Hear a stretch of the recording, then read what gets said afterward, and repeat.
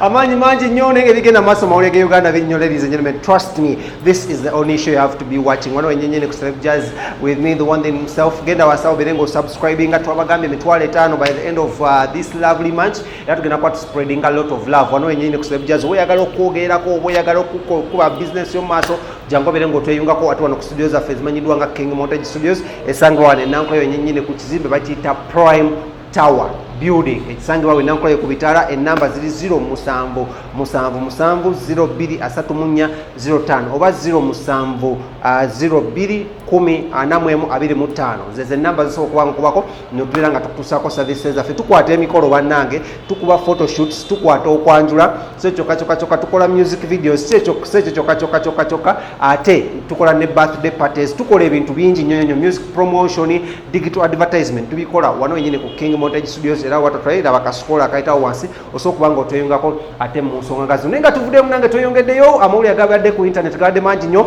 wekuli eggulu erya mwana mulenzi amanyiddwa nga Tamale Mirundi Junior umanyi lwaki nseka because I've never thought of a young kid kissing, you know, an old woman. Sichulowooza nga nako. We've seen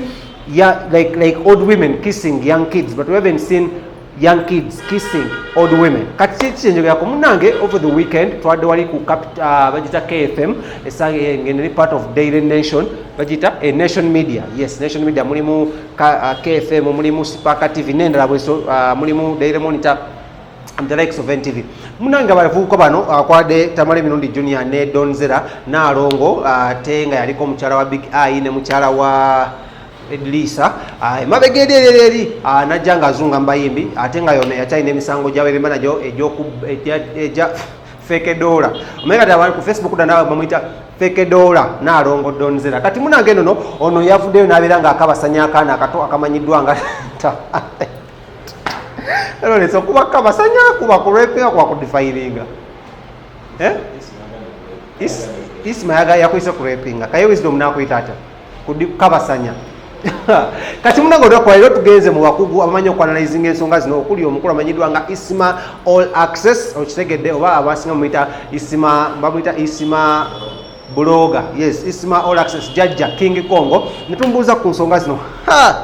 Isma sio emyaka enkaaga atabukidde Donzera naga Donzera kisoka mukozi wa bubadi ekyokubiri Donzera emufo kyokubanga promoting abaana be ali mu kwe promotinga yekumire mu limelight. First of all yavewa Big I, secondly naberanga atekawo dollars ebichupuli obona na bubadi katake yagenzo kulaba tebamwogera akwate ebyo bufuzi bigenda masanga nkoze ntyo yakabadi nakwata nasasula omuvubuka ono namukozesa ensobi nagamba muno omuvubuka ono ekyamukozesa ensobi because yalowooza muno it's all about democracy naye ki ekyo tuyinza okugamba njagala tusako Isma All Access nesi Isma eka tuwadde tuli awo ne tugwa ku mukulu amanyiddwa nga Kaye Wisdom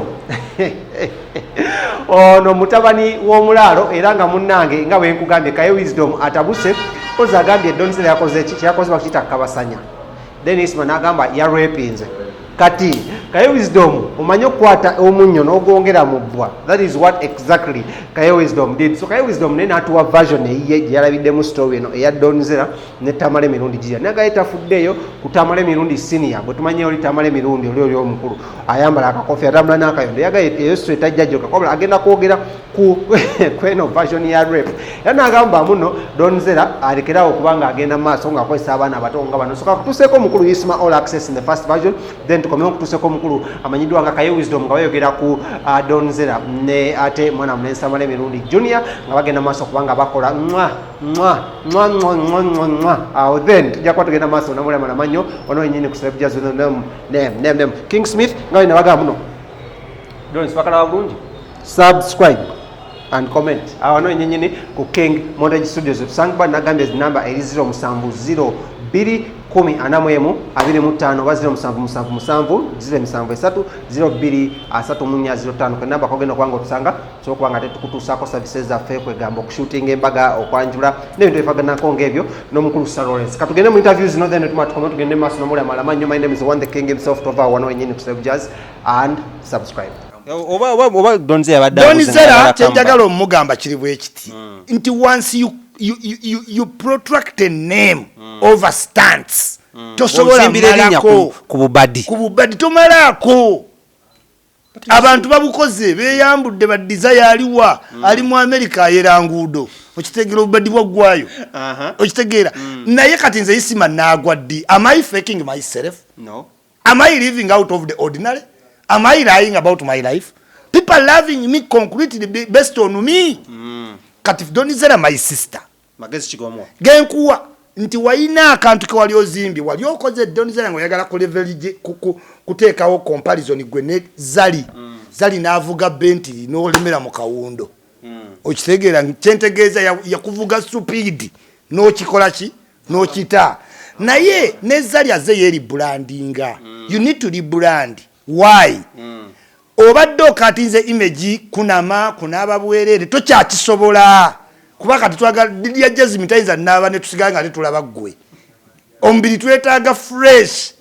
okitegedde inze isima sitayinza tambula ng'essaati njijjeemu baagala gwa fiiki fameika gwa gulunedi kuba gukyali waki wamu kati ngenze ennyama zikola ki njiika Donizera oyise muno mumpatanya muyisa tokyasobola kuba mu bikini ye mimwe wagirabye ng'akisinga bikini kati bikini antu baagala mibiri miki spicy dana alina okweyambula ne Shiba omulaba evolvinze kati gentle woman asatu mwemeka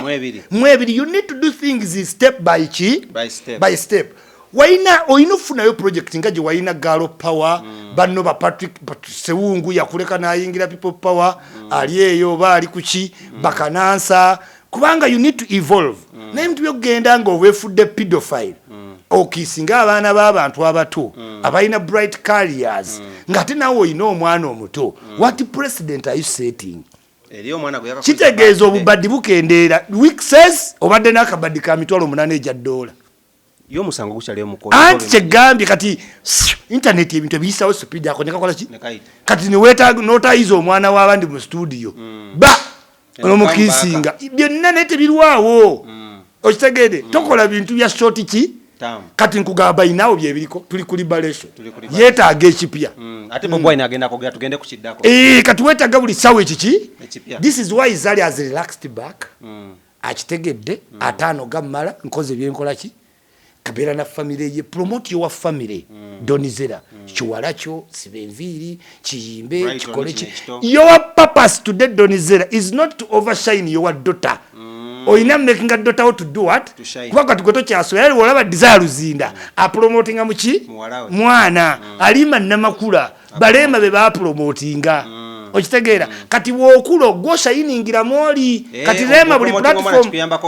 Rema buli platform gyayina era maama we wadde yagudde ku bwemupi namakula ajja kukola ki ajja kujja azunga okitegedde osigale mulayimulaiti kati promotinga kito ekyana kyo kiri bright 17 years kirabika bulungi n'omwana waba 17 libido ze zirinnya neki nenze ate alaba mama byokola yajja bikola 3 times tetulabe nga Tamale Mirundi Junior n'omwana amutandise yes kisoboka naye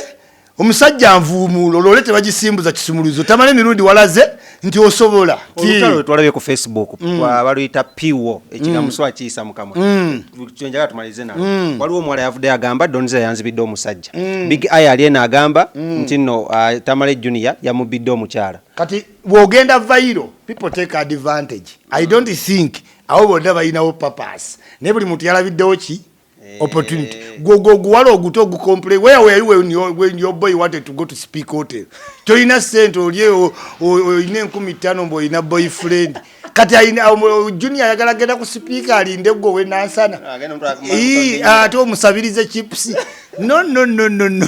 kati Mirundi Junior ye kyaliko kintu eki bwoba oli muwala mutongo omwagala nyawo to compete Donizera yes nenga soza nti beyagala nze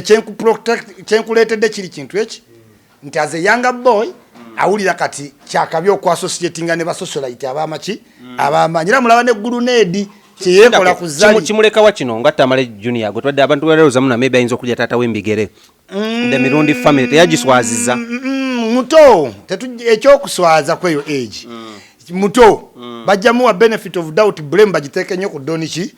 naye weekyekinge naawe bantu kyabakulu boogendako omwana gwe mwowanvuyira ng'ensoli mooti okitegeera neyeyogeza isi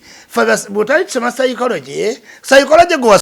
kyendo Anoonya ki? naguza oluga neŋŋamba ŋŋenda kunoonya muto wange Tamale Mirundi Junior ne bwe natudde bwe nti neŋŋa nedda omanye abantu bonna abanuupu be babbya akalulu banyiivu osanga Junior oyo munyiivu ku kyabaddewo kati ng'ekiriwo kyonna kyagenda nakyo. kati we yasanze oyo doni bikoze bitya we yamusanze ate kambabule n'abo abakazi abakulu beetega fe abasajja kankubule fe otulaba ffe abasajja abakazi batukwata lwakuba tetwogera nkubuulira baturepinga lwakuba tetwogera kyogamba Donzera rapinze omwana second gundi of rape first degree waliwo second third kati first degree of rape kino kirekawa the Mirundi family anti kakati yaguddemu nnabe oyo mwana akyasikidde kitaawe sikiwa obusikate yabutunze ze nabanga yabutunze ayinayo looya ayinayo abasawo kyekugambye naye nze ngenda kumwebuuzisa oyo doni bitya